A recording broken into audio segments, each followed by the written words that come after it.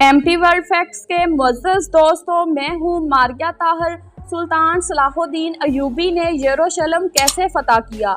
शिया फातमी खलीफा के वजीर से सलीबी जंगों के हीरो बनने तक मुकम्मल कहानी। जी हाँ दोस्तों, सुल्तान सलाहुद्दीन अय्यूबी की मार्काए हतीन में कामयाबी और इसमें फ्रैंक्स की फौज की तबाही ने खित्ते में ताकत का तवाज़न बदल दिया। लेकिन यरूशलेम हासिल करने के लिए अभी मजीद काम करने की ज़रूरत थी।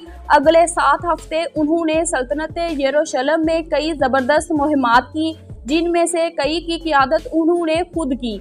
अक्का का शहर 8 जुलाई को फतह हुआ और कई दहाइयों में पहली बार वहां 10 जुलाई सन 1187 को जुमे की नमाज अदा की गई। उसके बाद बैरूत फतह होने में भी ज़्यादा दिन नहीं लगे।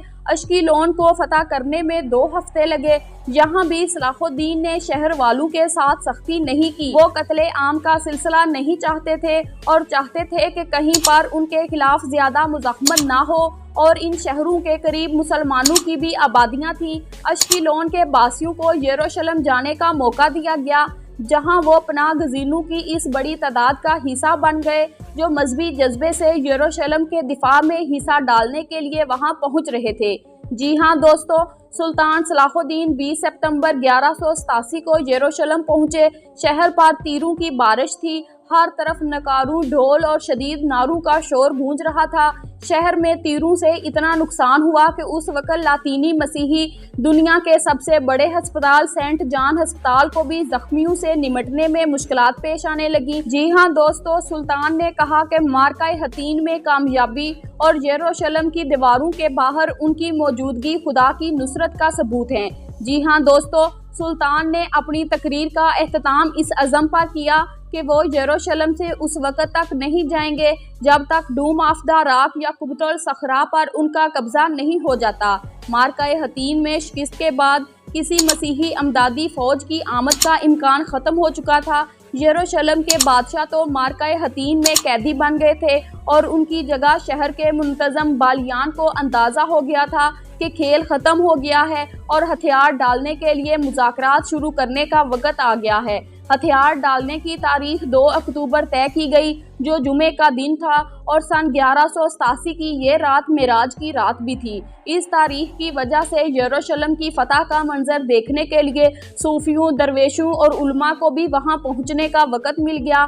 शहर में बच्चों और औरतों के अलावा 60,000 मर्द थे। शहर के मसीही हुक्मरान बालियान ने मुख्तलिफ तबकात की मदद से 18,000 गरीब अफराद के लिए 30,000 दिनार का बंदोबस्त किया।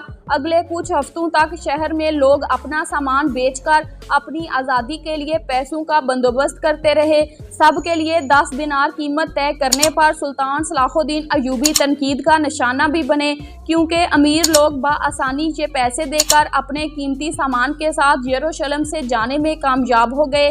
लोगों ने ऐसे एक अमीर मसीही ओहदेदार का कीमती सामान जब्त करने का मुतालबा किया, लेकिन सलाहुद्दीन ने जवाब दिया कि वो ऐसा नहीं करेंगे, बल्कि उन्होंने उन लोगों को उनकी मंजिल तक सिक्योरिटी भी फ्राहम की। जी हाँ दोस्तों, मोरख लिखते हैं कि इसके बावजूद 16,000 गरीब लोग शाम और मिस्र की गुलामों की मंडियों में बिके।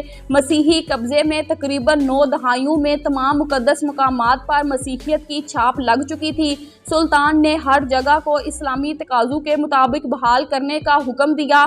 मुसलमानों की हुक्मरानी में यरूशलेम में 9 अक्टूबर पहला जुमा था। जुमे की नमाज की इमामत के लिए सुल्तान का फैसला दमिश्क के काजी और शायर मुहय्यिद्दीन के हक में था, जिन्होंने 4 साल कबल सन 1183 में हलब की फतह के मौके पर यरूशलेम की फतह की पेशन गोई की थी। जुमे का खुतबा मस्जिदुल अक्सा में दिया गया। काजी मुहय्यिद्दीन ने सन 1187 की यरूशलेम की फतह का मुआजना तकरीबन 550 साल कबल सन 638 में मुसलमानों के दूसरे खलीफा के दौर में इस शहर की फतह से किया। उन्होंने सुल्तान सलाहुद्दीन अय्यूबी को इस्लाम का नया हीरो करार दिया। उधर सुल्तान सलाहुद्दीन अय्यूबी को एहसास था कि अब उन्हें एक और सलीबी जंग का सामना करना होगा, जो यरूशलेम को मुसलमानों के कब्जे से आज़ाद करवाने के लिए लड़ी जाएगी। जी हाँ दोस्तों, उन्हें मालूम था कि इस खतरे से निमटने के लिए उन्हें मज़ीद फ़रंगी इलाकों पर कब्जा करना होगा। सितंबर के महीने तक सलाहुद्दीन अय्यूबी एक बहुत बड़े इलाके पर कब्जा कर चुके थे। फिलिप्स सुल्तान के हल्के में शामिल मोरखों के हवाले से लिखते हैं कि उस वक़्त तक मुसलमान फ़ौजें थक चुकी थीं और उन्हें आराम की ज़रूरत थी। सिपाहियों के साथ साथ सुल्तान को खुद भी आराम की ज़रूरत थी। उनके सेक्रेटरी के मुताबिक सुल्तान की जहाद के लिए तैयारी का ये आलम था कि वो रमज़ान के महीने में भी आराम नहीं करते थे। ये जितना भी काबिल तारीफ़ था, हकीकत ये है कि जैसा आगे चलकर हुआ, इस चीज़ ने उन और उनके करीबी साथियों की सेहत को बुरी तरह मुतासर किया। उधर यूरोप में तीसरी सलीबी जंग की तैयारी जोरों पर थी और गर्मियों के आगाज़ में पहले सलीबी दस्ते की आमद मतवक्के थी।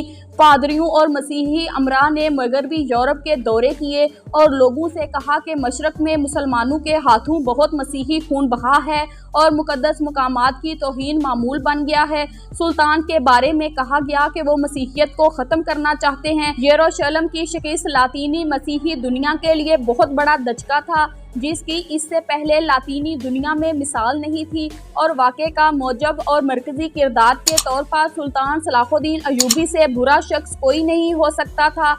यूरोप में फ्रांस के बादशाह फिलिप अगस्तस, इंग्लैंड के बादशाह हेनरी दोम, जर्मनी के बादशाह फ्रेडरिक बारबरोसा और कई दीगर हुक्मरान सलीब थाम चुके थे। अब सलीबी जंग की तबलीग, फौजियों की भर्ती और मुक़द्दस मुकामात तक पहुंचने के लिए 1 साल का वक़्त दरकार था। कुछ छोटी मुहिमात पहले ही रवाना हो चुकी थी। उनकी पहली मंजिल सूअर का शहर था। जर्मनी के बादशाह मई 1199 में रवाना हुए। मसीही फौज ने अक्का शहर की तरफ पेशकदमी की।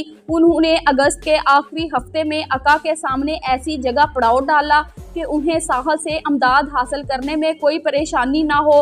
अब बीच में अक्का शहर था, उसके गिर्द मसीही फौज जो खुद सुल्तान सलाहुद्दीन अयूबी के फौजियों के घेरे में थी। अक्का शहर के लिए ये लड़ाई कुरूने वस्ता के तवील तरीन मुहासरे पर मुश्तमिल थी, जो तकरीबन 2 साल तक जारी रहा। सबको मालूम था कि जो भी यहाँ कामयाब होगा, उसे यरूशलेम पर कब्जे के लिए होने वाली लड़ाई में वाज़े बरतरी हासिल होगी। वीडियो पसंद आई है तो लाइक कर दें और अगर चैनल पर पहली बार आए हैं तो जल्दी से चैनल को सब्सक्राइब कर दें। वीडियो को शेयर करें और कमेंट बॉक्स में कमेंट ज़रूर करें। Thanks for watching my video.